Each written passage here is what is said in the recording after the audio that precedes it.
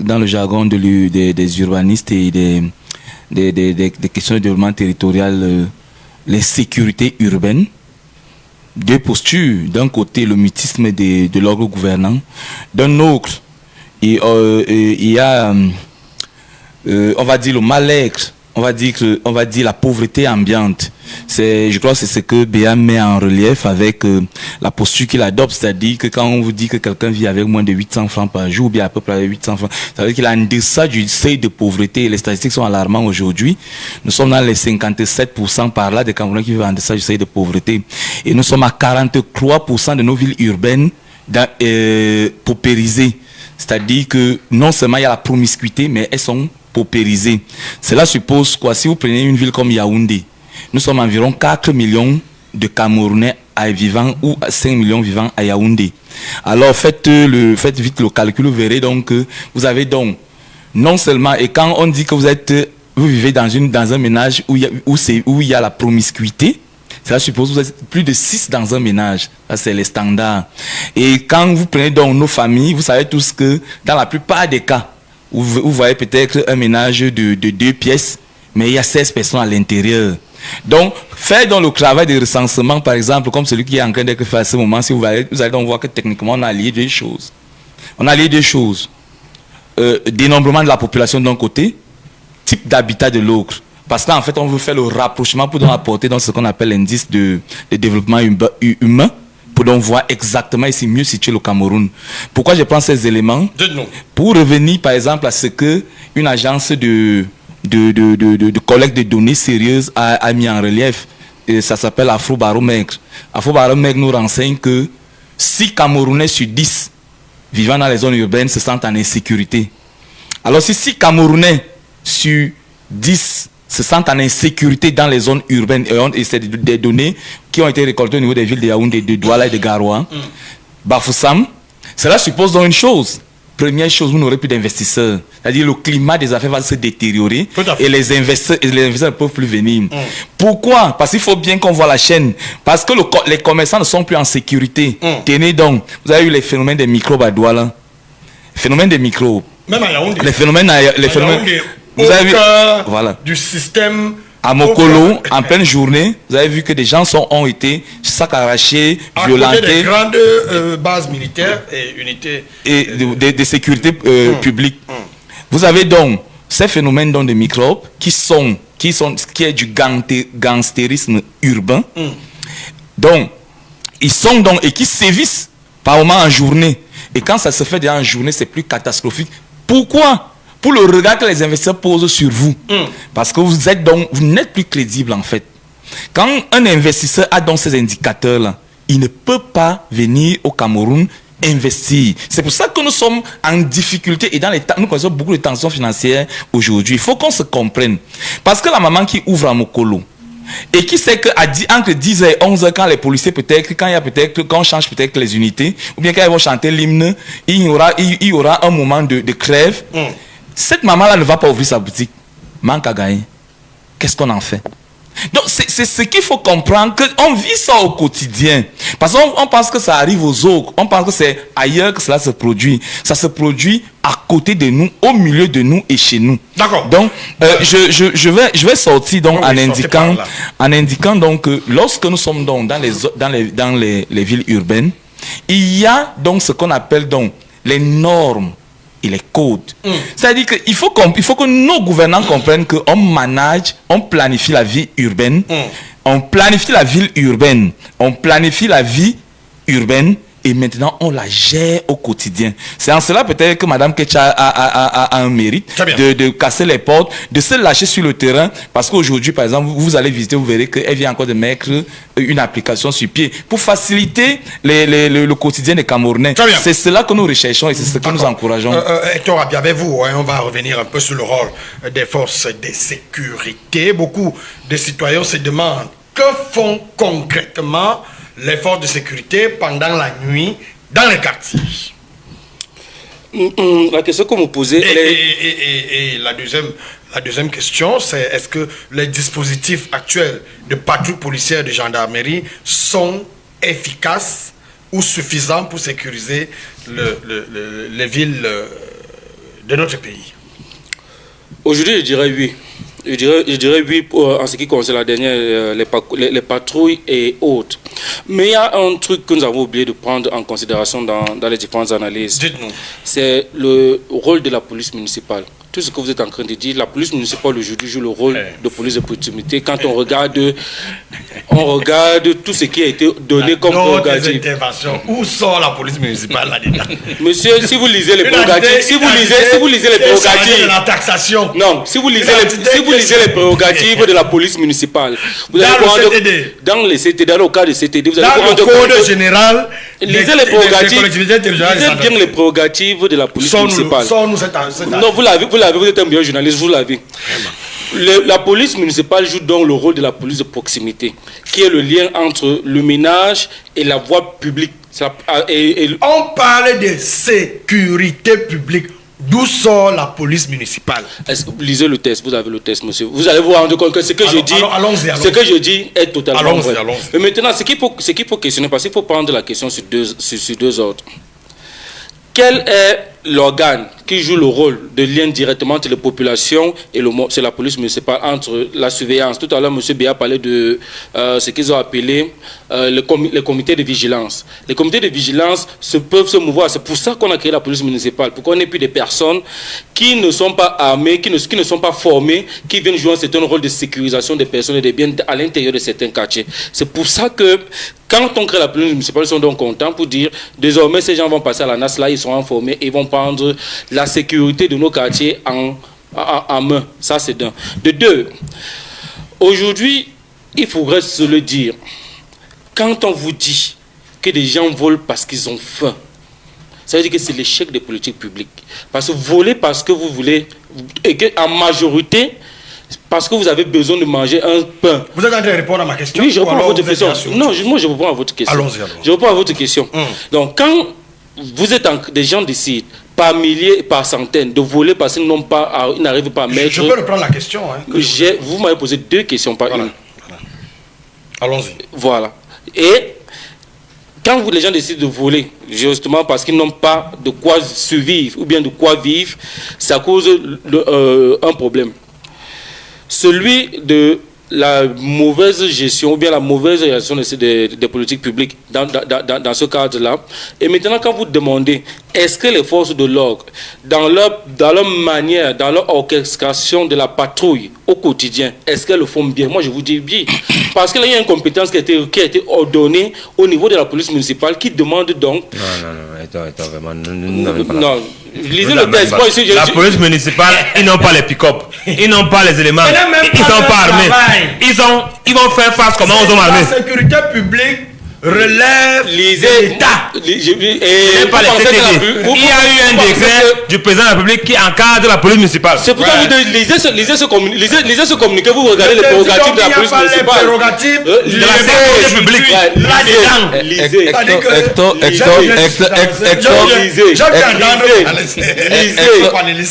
bien les prérogatives de la police municipale. Hector, il faut souvent aussi prendre le temps de te permettre peut-être de mieux cerner ton propos. À la réalité, ici, nous sommes sur les questions de sécurité régalienne de l'État. C'est tout. C'est-à-dire que c'est la sécurité des biens et des personnes. C'est tout. Et maintenant aussi, on ne peut pas se permettre quelque chose sur ce plateau, de justifier le vol en disant qu'ils ont faim. Non. Si quelqu'un vole, il doit aller travailler. Et on doit l'embastiller. Le vol est interdit et on ne peut pas se permettre ça. Parce qu'il faut comprendre que la société est codifiée et on ne peut pas retourner à l'état de nature pour dire que comme moi je n'ai pas mangé, je vais prendre le couteau et la lame. Non, on ne peut pas dire ça. Non, on ne peut pas se dire ça. Donc, il faut qu'on comprenne bien que... Pour solutionner un problème, il faut connaître sa cause. Et c'est de sa cause qu'on trouve la solution adéquate pour résoudre ce problème. Donc maintenant, dire que c'est parce qu'ils volent, c'est parce qu'ils ont faim, ça ne veut pas dire qu'on cautionne ce qu'ils font. Personne n'a cautionné. Moi, je ne cautionne, je ne l'ai pas dit ici. Maintenant, pour soigner le mal, il faut faire le bon diagnostic. Et le bon diagnostic, c'est selon celui-ci. C'est la police municipale. Non. Moi, je vous ai dit, quand il a parlé de... Vous savez... De l'orchestration, M. Béa, ne me peut-être pas... Vous savez pourquoi j'aime la capitale. Ok. On marche la capitale là. Tout le monde fait la mauvaise foi quand il veut. Non, parle de la police de Barangere. de la gendarmerie. Ils sont où? Ils sont là.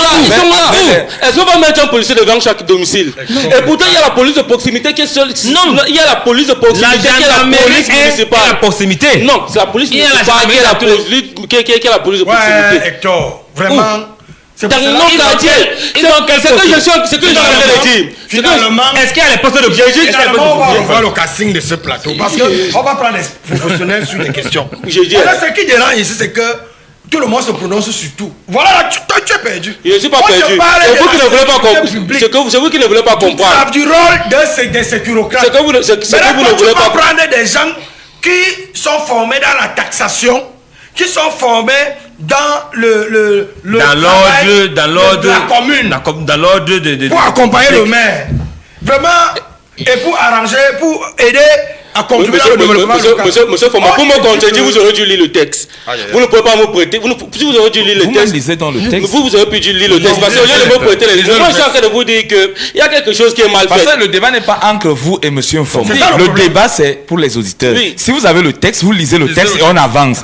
Si vous n'avez pas le texte vous-même, vraiment sortez de là et avançons sur autre chose. Non, parce que c'est le pragmatisme de François que j'aime bien. Voici ce que l'on fait. Trouve ton texte. Tout le texte. Bon, et entre-temps, nous, on va donc indiquer quelque chose. Quand vous prenez, par exemple, pour les questions de sécurité publique, vous avez des entités qui sont donc, qui ont cette charge-là. La police, donc, tenue par M. Mbargangele. Voilà. Vous avez Gaston et Galax et Toga Messi. La gendarmerie. Et à l'intérieur, vous avez des entités qui sont chargées spécifiquement du grand banditisme, de la grande criminalité, du grand magnétisme et même de ce qu'ils ont soit une autre expression pour même dire que quelle que soit la posture où vous vous positionnez, c'est pas la sécurité publique parce que même les commissariats aujourd'hui vous voyez bien que il y a d'un côté l'ordre public et il y a de l'autre la sécurité publique. Donc ce n'est pas, on ne se mélange pas, ils sont bien organisés. Mais maintenant est-ce que ce que vous voulez savoir, c'est est-ce que ces entités-là, ils ont une action efficace sur le terrain? On va donc se dire... Certainement, oui. Dans la mesure où ça a été pensé par des stratèges. On ne peut pas avoir la prétention que nous sommes meilleurs que ceux qui sont allés à l'école de guerre et à l'école de sécurité d'Hawaï. On va prendre un marcheur sur la capitale. D'accord. Ce signal. Allô? Et il est parti. Vous pouvez revenir au 695 88 26 12, 695 88 26 12 ou encore au 693 62 38 28, 693 62 38 28, 676 78 06 53, 676 78 06 53. On va prendre, il est revenu, on le prend. Allô? Bonjour. Bonjour, à qui est l'honneur? Bonjour à Stéphane. Allô, politologue, Paul Stéphane Menunga. Bonjour à Jean-Jacques Béa et bonjour à tout le plateau. Merci. Oui, je vais intervenir par rapport aux questions de sécurité. Il faut savoir que quand on évoque les questions de sécurité, en vérité, c'est le système politique qu'on interroge, et même l'État. Parce que l'État assure la sécurité sur un territoire par le truchement de ces différents appareils, parce que l'État a deux appareils. Il y a ce qu'on appelle les appareils idéologiques et les appareils répressifs de l'État. Et pour réguler une société, il faudrait donc que les deux appareils fonctionnent.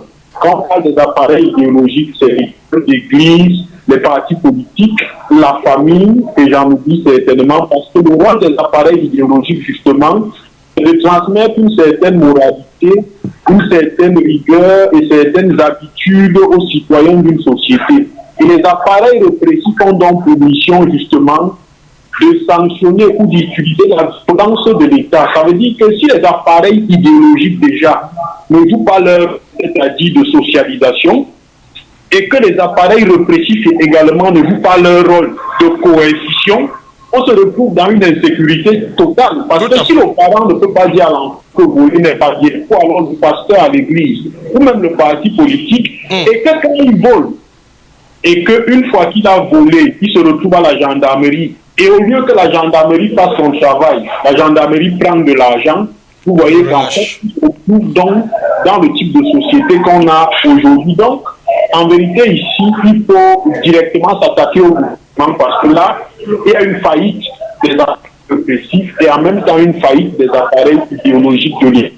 Tout à fait. Et nous avons décidé de convoquer 2 appareils à un président de la République qui n'a pas su faire l'usage de ces appareils depuis 1982. Et moi, j'ai l'habitude de dire que les mêmes causes produisent les mêmes effets. Ça veut dire que si vous prenez les causes du Cameroun, vous allez avec ça aux États-Unis, ça produit les mêmes effets.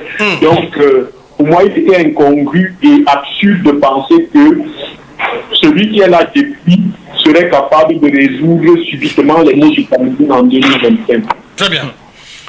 Alors, parlons, David Loba, avec vous, de la responsabilité collective. Dans beaucoup de quartiers, les populations ont abandonné les comités de vigilance qui existaient autrefois. La sécurité urbaine peut-elle donc reposer uniquement sur l'État? Les technologies comme les caméras de surveillance privées ou communautaires peuvent-elles devenir un outil clé dans la lutte contre la criminalité de proximité? Angébin Fomo, laissez-nous tranquilles. Laissez les populations tranquilles. Et encore quoi? N'essayez pas de diluer ce que François, Jean-Jacques Béa et tous les Camerounais pensent sur les questions de sécurité publique dans notre pays. Vous avez oublié de citer Hector. Bien évidemment, même Hector. N'essayez pas d'éluder ou d'occulter le rôle central et primordial de l'État dans l'encadrement et la protection des biens et des personnes. Dites-nous tout. L'homme est mu par un instinct de survie. Et l'homme, qui est différent de l'animal, est également animé par cet instinct de solidarité. C'est la raison pour laquelle, il y a quelques années, de façon spontanée, nous venions en aide à toute victime d'une agression publique. Nous appuyions le malfaiteur et nous le conduisions vers les commissariats. Mais notre surprise a toujours été vive et catastrophique. Lorsque 24 heures après, nous voyons un goujat que nous avons voulu molester, mais adossé sur des principes de respect de la vie humaine, nous avons conduit vers qui de droit, c'est-à-dire les forces de sécurité publique. Alors, quel est le réflexe premier qui était né en ces Camerounais, en nous les Camerounais? C'était de neutraliser et éradiquer le bandit. Nous estimions que le comportement vénal des autorités de sécurité publique n'était pas de nature à nous protéger et à extirper de la société des hommes les malfaisants. Et c'est ce que nous avons appelé la justice populaire. JP. Elle n'était pas louable. Elle n'est pas à promouvoir, à saluer ou à inciter. Mais c'était un comportement instinctif face à l'idée selon laquelle si on s'en remet à la probité des forces de sécurité, nous allons rester désabusés. On attrape notre bandit, on neutralise notre bandit. On nous a dit ne faites pas ça, ce n'est pas bien. L'État nous a d'ailleurs dit que si on vous attrape en train de perpétrer un acte de violence sur un compatriote, quel que soit le délit commis, vous répondrez de vos actes devant la justice. On a donc décidé de nous en remettre strictement à l'État. D'où vient-il que Angébin Fomo questionne maintenant notre mollesse ou notre indolence face à une auto-prise en charge dans nos quartiers ou dans les villes populaires? Les comités de vigilance étaient initiés par qui? Par eux? Non. C'était des actes de solidarité spontanée en vue de protéger nos quartiers de toute intrusion malfaisante. Et nous avions d'ailleurs notre propre code de conduite. D'abord, On attrape un bandit, il ne part plus là-bas. parce qu'on va aller choco, il va ressortir. On finit avec lui, là. Nous qui avons fini donc avec les gens, on s'est retrouvés embassiers. Quelquefois. On dit donc... Parce qu'on ne se rend pas justice. On ne se rend pas justice. Si on ne se rend donc pas justice, restons donc à l'attente de ce que la justice soit rendue par qui de droit. Très bien. Jean-Jacques Beya, allons un peu dans les facteurs sociaux. Le chômage des jeunes, la drogue et la précarité économique sont souvent évoqués et indexés pour expliquer la criminalité dans nos villes. Est-ce une explication valable ou alors une excuse facile? C'est une excuse facile parce que l'ordre gouvernant veut se dédouaner de leur incapacité de pouvoir mettre les mécanismes en place pour l'insertion, je n'ai pas dit le travail, pour l'insertion de la jeunesse dans la vie active. Et cela passe par plusieurs mécanismes. L'État ne peut employer tout le monde, mais l'État peut permettre à ce que tout le monde puisse faire quelque chose de sa journée. C'est ça le véritable problème. Parce qu'en Gelbert, il est facile de trouver vite les moyens que non, le chômage et tout, puisque c'est eux-mêmes qui ont créé ce chômage. Eux-mêmes d'ailleurs.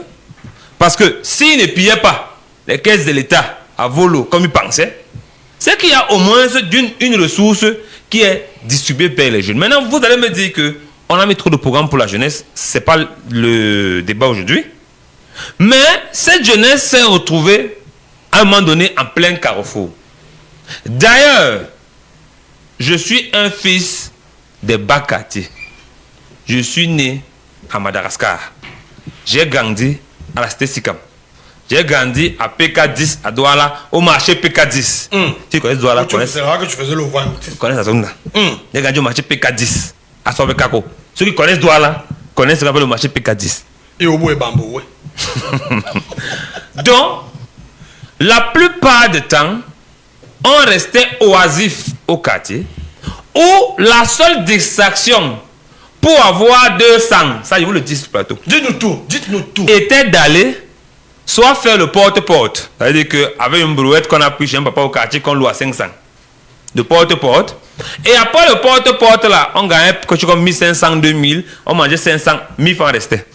Le porte-porte s'arrêtait généralement à 13h, puisque à 13h, le marché se vide déjà. En attendant, il faut maintenant rentrer à la maison, se laver. Autre distraction, il n'y avait pas, c'était se retrouver dans les coins des arbres, au niveau des bancs de touche, commencer à jouer à la carte. Maintenant, donc tu as une jamboyonne, c'est une jamboyonne. Je suis en train, oui, je dis ce que j'ai vécu. C'est ça. Au niveau de la carte, donc. Moi, je suis un ancien mototaxi. Il y a donc tout ce qui est mauvais. Ça veut dire donc que les drogues arrivent, la prostitution naît de là. Et Bamba. Les réflexions même de banditisme naissent de là. Et de voyoutisme naissent de ces endroits-là. Ces endroits deviennent donc des laboratoires de création des futurs brigands. Mais ce qui est curieux, c'est que ces mêmes laboratoires créent donc d'autres consciences. Parce que quand on parle même de vigilance des quartiers, autovigilance, self-défense, c'était même parfois nous-mêmes qui nous transformions en self-défense. Et à l'époque, il y avait encore cette solidarité dont évoquait David Lobet. Où lorsque on créait dans les self-défense, toutes les maisons du quartier contribuaient à la hauteur de 1000 francs par mois pour la gestion des personnes attribuées à l'autodéfense. Et tous les enfants du quartier, à tour de rôle, ceux qui fréquentaient le week-end, samedi et dimanche, vous étiez donc mis dans les tours de garde dans le quartier. Et ça fonctionnait. Ça permettait de ne pas travailler, mais ça régulait quand même un certain fonctionnement où les jeunes qui n'ont rien à faire quand même trouvaient de quoi manger. Mais l'État du Cameroun a dit que comme on commençait déjà à brûler dans les roues, parce que je ne sais pas où les roues sortaient vraiment, si je vous dis où les roues sortaient, c'est que je mens. C'est que dès qu'on attrapait un gars à 2h du matin, on commence à le bastonner. La roue sort, le carburant sort, on le brûlait. Mais j'ai jamais brûlé, mais je voyais. Maintenant, ils nous ont dit ne faites plus ça. On va vérifier. Puisque d'ailleurs, plein de mes amis on va vérifier. Ont écopé les 15 ans d'emprisonnement ferme. Toi, bien, pour ces actes de sécurité. On nous a dit ne faites plus ça. Il y a eu les cires. il y a eu les GSO, il y a eu le GMI, il y a eu tout ce que vous voulez. On a donc dit que, ok, l'État répressif est là, l'appareil répressif est là, nous concentrons nous à autre chose. Mais ce qui est c'est que bon, le taux d'agression ne fait que croître.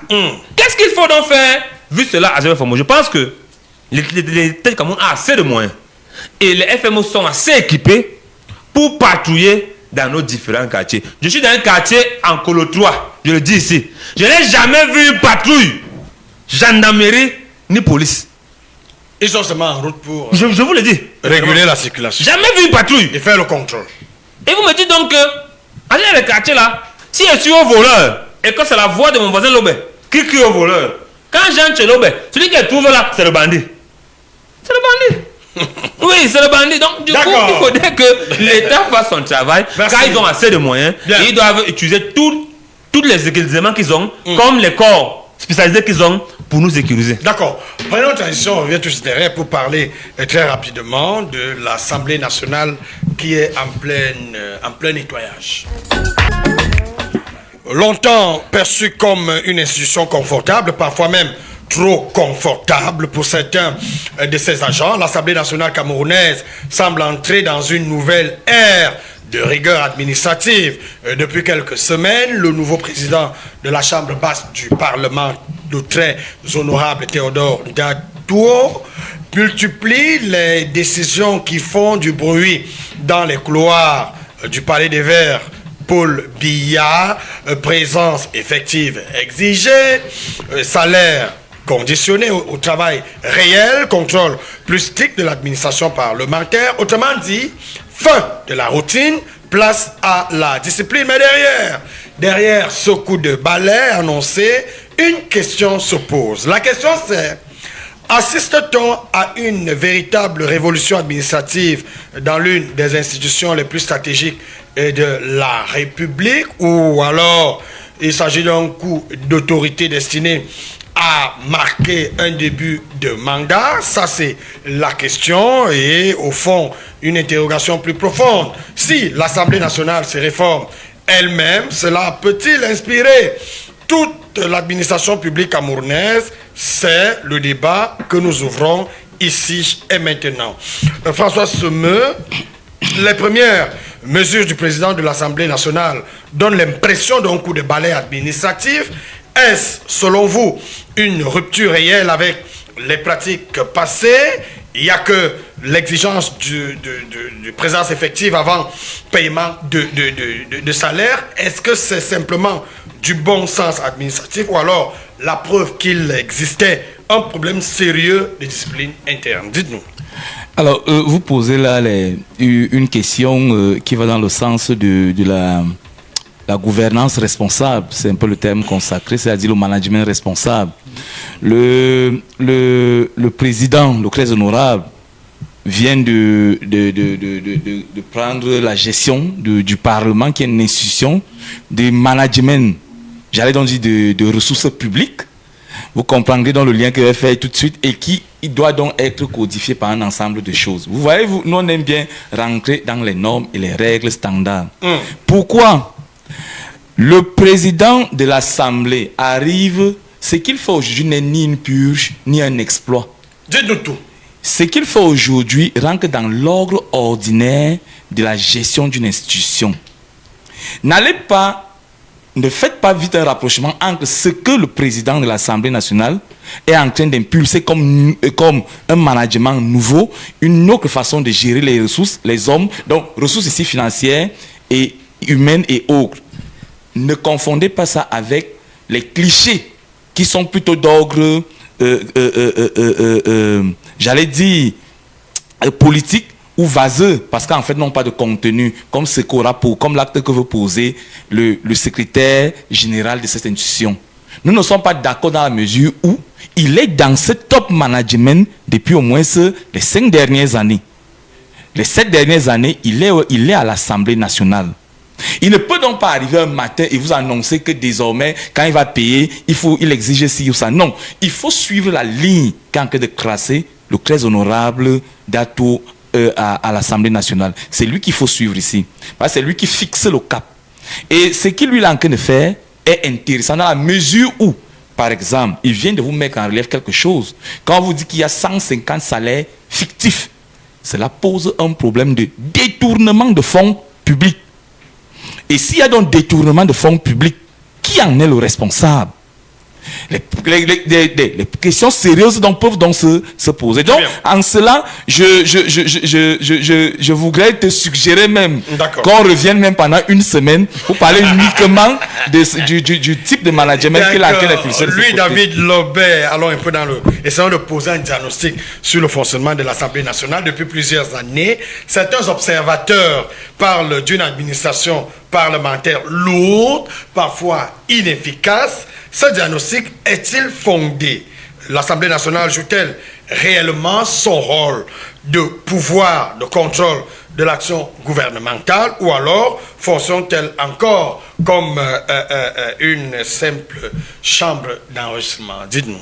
C'est une révélation que la gouvernance du très honorable Ndato expose dans la conscience nationale. L'Assemblée nationale n'est pas que constituée des députés. Il y a tout un personnel. Administratif. Il y a un personnel d'appui constitué de toutes ces variétés d'entités qui accompagnent dans l'épanouissement d'une telle institution.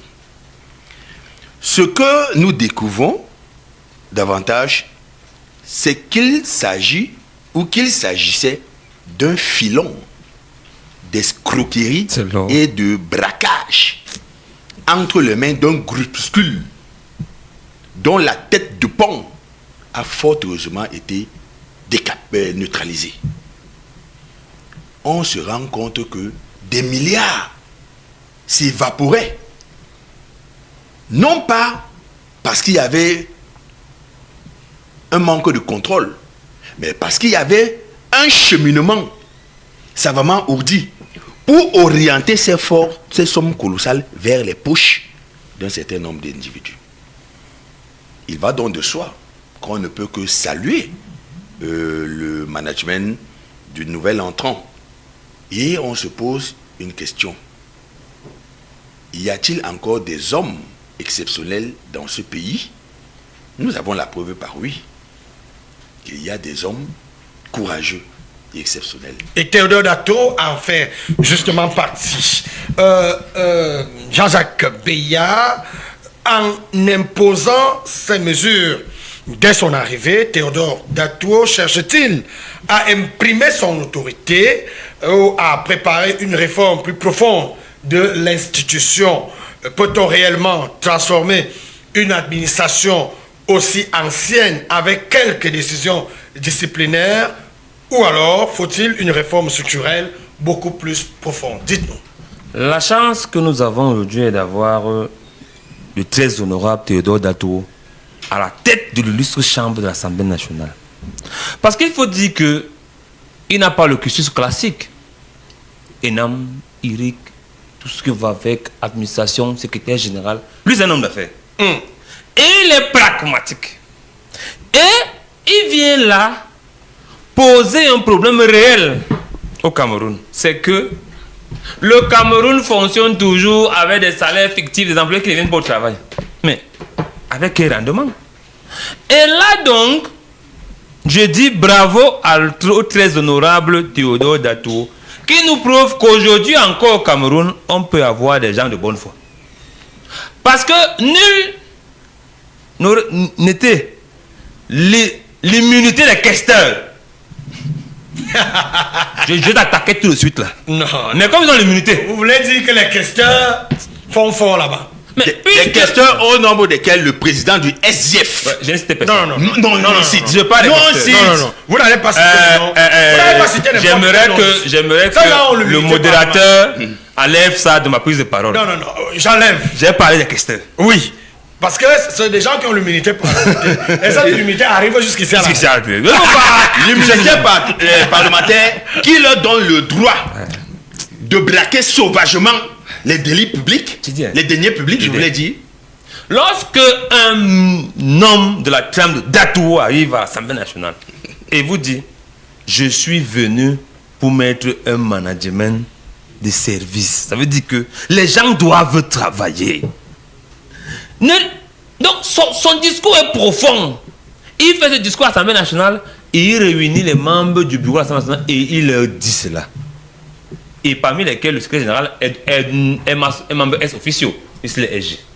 Lui qui SG a été quand même le SG du président sortant. Donc, je loue cette mesure parce qu'aujourd'hui, honorable Datouro, on demande à Noël André Essiane que le désordre dans lequel tu as travaillé là, tu as participé. Il a participé. Il a participé. Donc, commence donc toi-même à résoudre ce désordre. C'est-à-dire que commence par toi-même, qui est l'administratif, à résoudre ton propre désordre avant que tu ne guettes. Écris toi-même ton nom dans la liste des bavards. Et commence par là, avant que je ne guette même le côté là. C'est-à-dire que fais-moi la liste des bavards et n'oublie pas de mettre ton nom. Toi-même.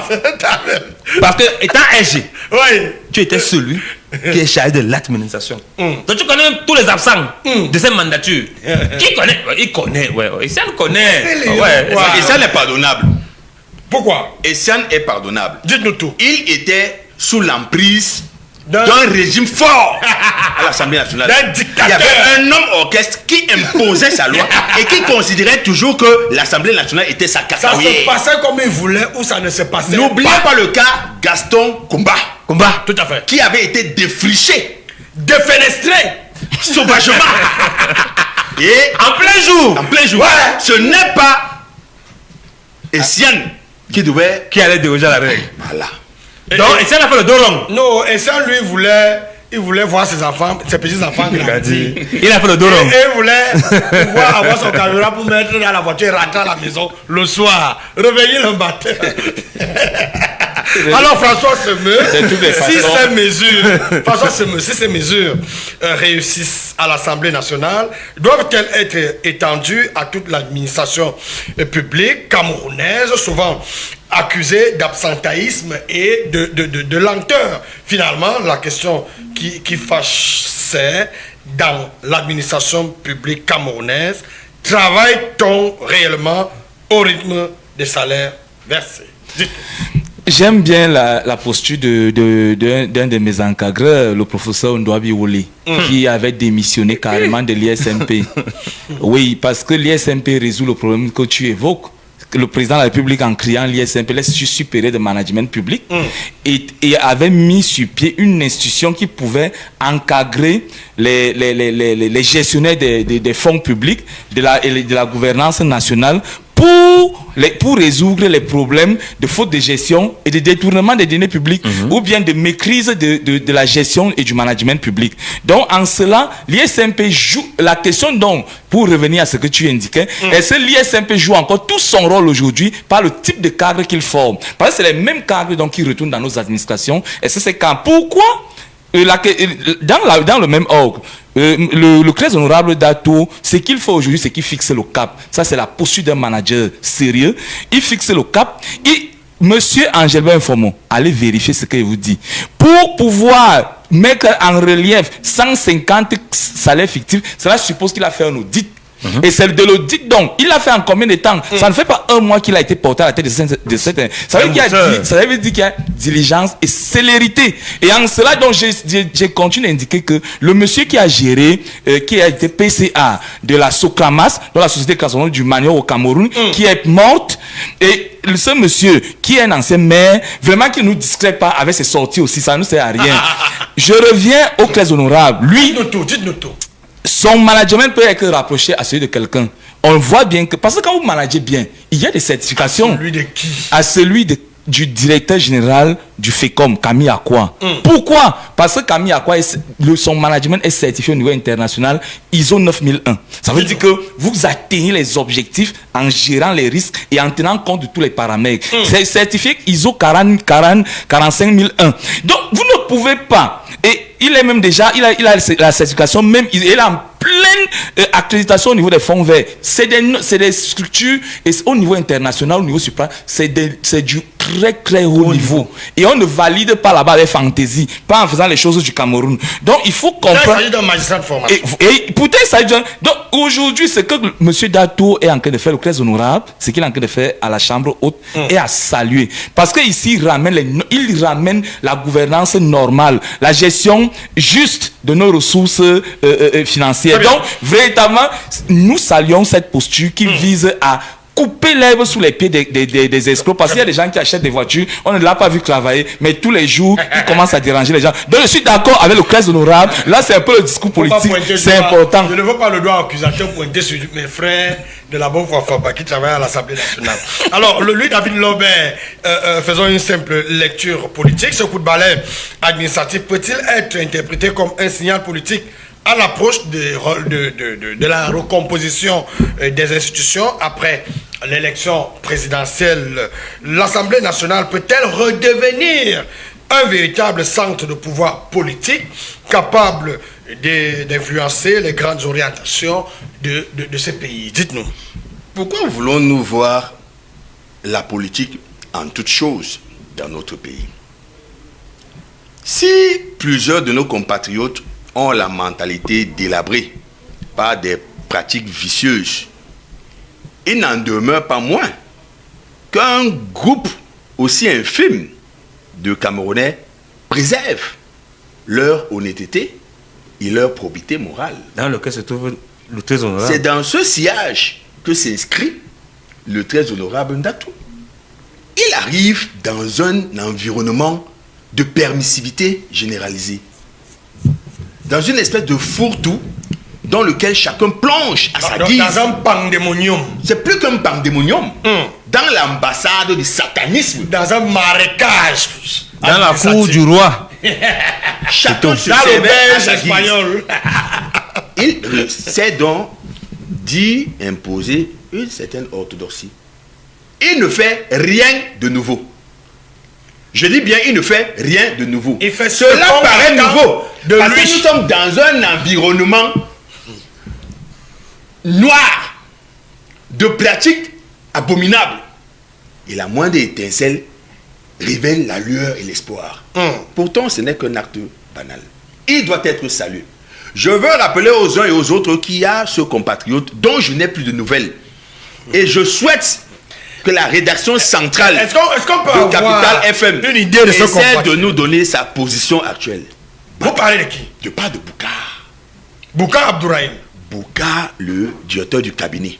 Il s'était substitué en SG, en questeur, en vice-président. C'était d'ailleurs lui qui faisait la pluie et le beau temps. Peut-être que Jean-Jacques... Qu'est devenu Boukar? Peut-être que Jean-Jacques Béa a de ces nouvelles. Hein. Les dernières nouvelles nous faisaient état de ce qu'il aurait suggéré à son épouse et à ses proches, que la meilleure voie de sortie pour lui était la poudre d'escampette. Non. Et nous avons simplement dit une chose. Man no run. Hein? Man no run. Ça joue au sol, ça se joue au sol. Ça se joue là, ça se joue là. Boukar. Donc chacun doit être présenté face à ses responsabilités. Et ça du cocotier. C'est ça. Hein? Alors, Hector Rabia, soyons directs, hein, l'Assemblée nationale camerounaise a-t-elle besoin d'un simple ménage administratif ou alors d'une véritable révolution institutionnelle? Dites-nous. L'Assemblée nationale a besoin d'une cure de jouvence.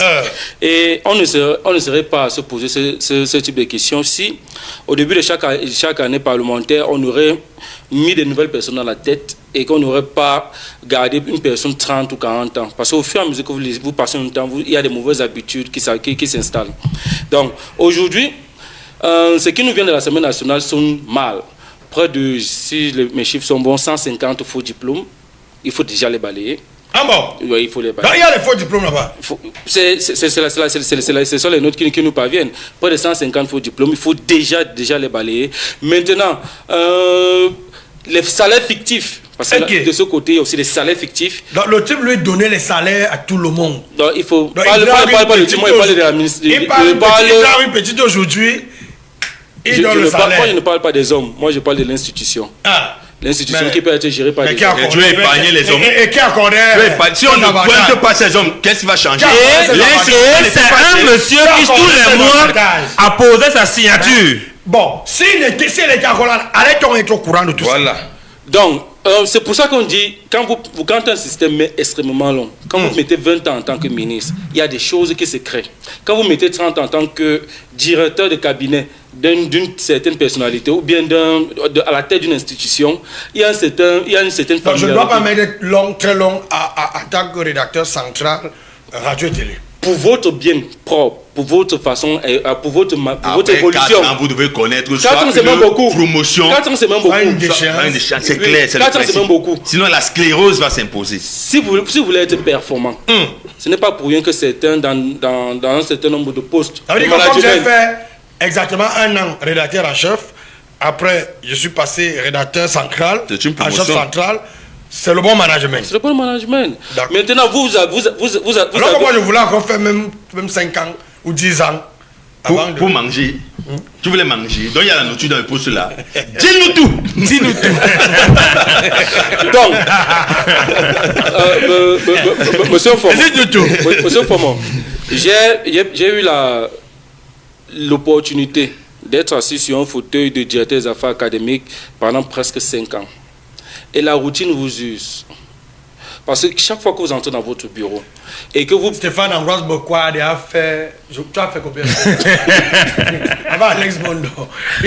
Stéphane Ambroise Bokwa a 10 ans. Seulement derrière la mise en ordre là. Mais là, non. Il y a la routine qui s'installe. Et quand la routine s'installe, les goulots d'étranglement commencent à s'installer.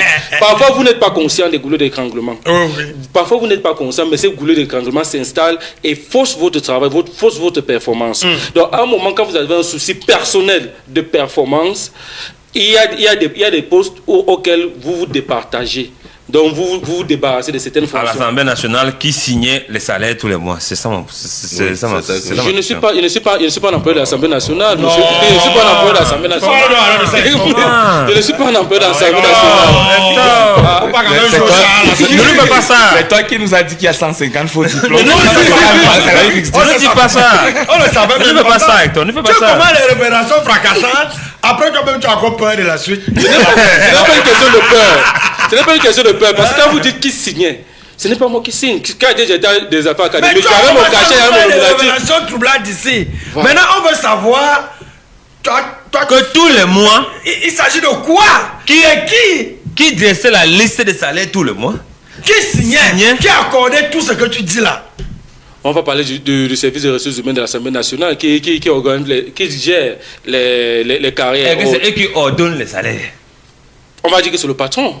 Qui est le patron de l'administration? Le patron de l'administration, secrétaire général. Le patron de l'administration, c'est le secrétaire général. Alors, pour dire, évitons de nous appesantir sur des fonctions, de maîtres longs. J'ai un de mes oncles, un de mes papas, qui a été maire presque une quinzaine d'années. Aller à son bureau devenait lourd parce qu'il se disait qu'est-ce que j'ai pas même encore fait là-bas, j'ai à tout donné. Qu'est-ce qu'il n'a pas même fait? Mais comme il y avait pourquoi lui ne démissionnait pas? Il y avait un plus... Non, en fait, ce que vous devez comprendre, c'est qu'il y a des usages en politique. Parce que ce cher papa était membre du parti au pouvoir. Donc il y a des considérations politiques qui font en sorte qu'on vous impose un certain nombre de fonctions. C'est ce que nous combattons, nous qui sommes rentrés dans des champs autres. Que quelqu'un vous dit que je suis fatigué, on lui dit toi tu restes là. Parce que pour l'équilibre du département, vous savez ce que vous semblez souvent vouloir équilibrer, on lui dit que c'est toi qui dois être là. Jusqu'à ce qu'il décède.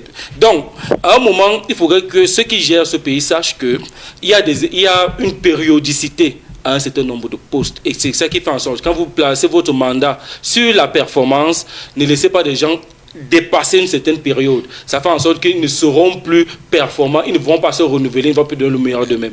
Hector, je suis peut-être d'accord avec toi, mais à une certaine mesure, dans l'optique où, lorsque vous êtes en management, c'est lorsqu'on vous a fixé, l'idée c'est que quand il y a une décision, on doit fixer le cap, c'est-à-dire qu'il faut donner les objectifs clairs.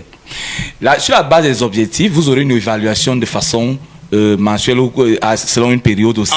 Et ça vous permet donc de savoir si vous atteignez les objectifs, dont les indicateurs. Mais en absence d'indicateurs et d'objectifs, vous ne pouvez pas savoir si vous travaillez bien ou pas. Et vous ne pouvez donc pas, en conséquence, donc démissionner. C'est ce qu'il faut comprendre. Parce que quand vous avez des objectifs, si vous êtes un directeur général et vous savez que je devais vendre 5000, par exemple, ça se passe au niveau de la douane, je devais, par exemple, mobiliser 500 milliards, le ministère attend 500 milliards, vous ne pouvez pas vous permettre de revenir et d'indiquer que vous travaillez et vous n'avez pas de soucis, alors que vous n'avez fait que 300 milliards. Si vous êtes à 700 milliards, on dira que oui, vous êtes en pleine performance, d'où donc ce que l'OB indiquait, ça sera dans la promotion certainement dans les années à venir. Et puis si vous êtes en deçà, vous-même en âme et conscience, décidez de partir. Je ne fais pas bien mon travail. Donc, il faut donner la possibilité à nos institutionnels de travailler en ayant souvent par devers eux des éléments qui leur permettent de comprendre qu'ils travaillent ou pas. C'est pour ça que peut-être je vais donc peut-être prendre cet élément. Oui, la malgouvernance n'a pas d'arrondi. La malgouvernance n'a pas d'éléments où on peut se dire non, ça va, non. Quand c'est mal fait, un point, c'est tout. Donc, il faut qu'on rentre dans l'orthodoxie du management. Il faut qu'on quitte les considérations qui font que ce sont des récompenses ou bien c'est uniquement. Parce que quand quelqu'un vous dit que je suis l'ami de la première dame du haut du perchoir, vous comprenez pourquoi il faut questionner son management. Et vous allez donc comprendre pourquoi nous on apprécie Dato, parce qu'il est l'un des rares Camerounais encore existants à avoir géré un projet daté en jour, en mois, en année, et c'est fini le jour dit.